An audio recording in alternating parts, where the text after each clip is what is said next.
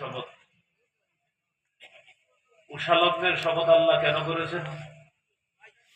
রাতের বেলা মানুষ ঘুমায়, ঘুম থেকে মানুষ জাগ্রত হবে কিনা এটা জানে আল্লাহ। আল্লাহ চাইলে মানুষকে ঘুমের মধ্যে মৃত্যু দিতে পারতেন, এটা না করে আল্লাহ মানুষকে যে আবার জাগ্রত করে, এই জাগ্রত হওয়ার পর নতুন করে আবার আজকের দিনটা কি করবে না করবে, ব্যবসা বাণিজ্য কেমন করবে, নতুন করে আবার তার প্ল্যান শুরু হয়। এই জন্য আল্লাহ শপথ করলেন আল ফাজরি, ফজরের শপথ গুরুত্বপূর্ণ একটা সময়ের শপথ, কারণ তখন মানুষ নতুন করে আবার প্রাণ ফিরে পায়। ফজর দ্বারা আরেকটা উদ্দেশ্য হলো ফজরের নামাজ। ফজরের নামাজের শপথ আল্লাহ কেন করছেন? পবিত্র কোরআনের 15 পারার 8 নম্বর পৃষ্ঠা, ইন্না কুরআন আল ফাজরি কানা মাশহুদা, নিশ্চয়ই ফজরের সময় উপস্থিত হওয়ার সময় ফেরেশতারা উপস্থিত হয়। ফেরেশতারা এমন একটা সময় উপস্থিত হয়, ওই সময়ের গুরুত্ব বোঝানোর জন্য আল্লাহ শপথ করলেন আল ফাজরি, ফজরের শপথ। রাসূলুল্লাহ সাল্লাল্লাহু আলাইহি সাল্লাম বলেন, ইয়াতাআকাবুনা ফীকুম মালাইকাতুন বিল-লাইলি ওয়া মালাইকাতুন বিন-নাহার, ফেরেশতারা তোমাদের কাছে পালাক্রমে আসে। রাতের ফেরেশতা, দিনের ফেরেশতা তোমাদের কাছে পালাক্রমে আসে। ফায়াজতামিউনা ইনদা সালাতিস সুবহি ওয়াল আসরি, ফজরের সময় এবং আসরের সময় তারা একত্রিত হয়। ফজরের সময় একদল আসে, আরেক দল চলে যায়, আবার আসরের সময় আরেক দল আসে, আরেক দল চলে যায়। যেহেতু ফেরেশতারা ওই সময় উপস্থিত হয়, তাই এটার গুরুত্ব বোঝানোর জন্য আল্লাহ শপথ করেছেন আল ফাজরি, ফজরের শপথ। ফজরের শপথ করার আরো কারণ, রাসূলুল্লাহ সাল্লাল্লাহু আলাইহি সাল্লাম বলেন,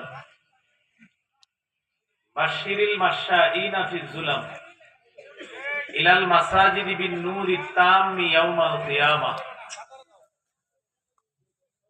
যারা অন্ধকারে হেঁটে মসজিদে যায়, কিয়ামতের ময়দানে তাদেরকে পরিপূর্ণ নূরের সুসংবাদ জানায় দাও। তাহলে ফজরের সময় যে মানুষগুলা মসজিদে যায়, এই মানুষগুলাকে আল্লাহ নূরের সুসংবাদ জানাইতে বলছে। এই সময়টার অনেক গুরুত্ব, তখন মুমিনরাই শুধু মসজিদে যেতে পারে, তাই আল্লাহ শপথ করছেন আল ফাজরি, ফজরের শপথ। এই জন্য মনে রাখবেন, রাসূলুল্লাহ সাল্লাল্লাহু আলাইহি সাল্লাম বলেন, লাইসা সালাতুন আসকালা আলাল মুনাফিকিনা মিন সালাতিল আতামাতি ওয়াল ফজর, মুনাফিকদের কাছে দুইটা নামাজ সবচেয়ে কঠিন, একটা এশার নামাজ আর একটা ফজরের নামাজ। ফজরের নামাজে মুনাফিকরা আসতে পারে না, শুধু খাঁটি মুমিনরা আসে। যেহেতু খাঁটি মুমিনরা ফজরে আসে, তাই এটার গুরুত্ব বোঝানোর জন্য আল্লাহ বললেন আল ফাজরি, ফজরের শপথ। এই জন্য ফজরের পরে যে বাতাস আছে, এই বাতাসের ব্যাপারে ডাক্তারদের অভিমত, এই বাতাসে হাজারো রোগের আরোগ্য আছে। উলামায়ে কেরাম গবেষণা করছে যে এই বাতাসে আরোগ্য কেন। ফজরের নামাজের মধ্যে যারা আসে তারা শুধুমাত্র খাঁটি মুমিনরা আসে। এই জন্য ফজরের পরে নিঃশ্বাসটা বের হয় আবার যায় শুধু মুমিনের। তাই বাতাস যা আছে দুনিয়ার মধ্যে, ফজরের পরে বাতাসটা খাঁটি কেন, কারণ তখন শুধু মুমিনের শ্বাস প্রশ্বাস। এই কারণে পুরা বাতাসটা পিওর, স্বচ্ছ এবং পুত পবিত্র হয়। অন্যরা তো ঘুমায়, মুনাফিকরা ঘুমায়, বেঈমানরা ঘুমায়, মুমিন শুধু খাঁটি মুমিন 3 জন 4 জন 5 জন 10 জন, ওরা শুধু ফজরে আসে। ওদের কারণে পুরো এলাকার বাতাস আল্লাহ স্বচ্ছ বানায় দেয়। এই জন্য ফজরের পরের বাতাস বরকতি। রাসূলুল্লাহ সাল্লাল্লাহু আলাইহি সাল্লাম বলেন, আল্লাহুম্মা বারিক লি উম্মতি ফি বুকুরিহা, আল্লাহ আমার উম্মতের ফজরের সময়টাতে আপনি বরকত দান করেন, সকালের সময়টাতে আপনি বরকত দান করেন। এই জন্য ওই সময়টা অনেক বরকতি সময়, তাই আল্লাহ শপথ করেছেন আল ফাজরি, ফজরের শপথ।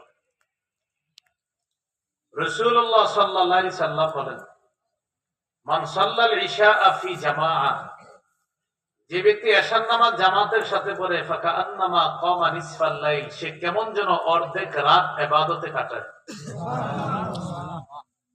ওয়ামান সাল্লা সুবহা ফি জামাআহ, যে ব্যক্তি ফজরের নামাজ জামাতে পড়ে ফাঁকা আন্নামা সাল্লাল লাইলা কুল্লা, সে যেন সারা রাত ইবাদতে কাটায় দেয়।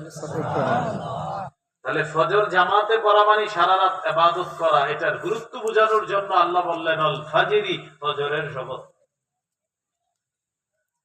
2 নাম্বার শপথ লায়ালিন আশর, 10 রাতের শপথ।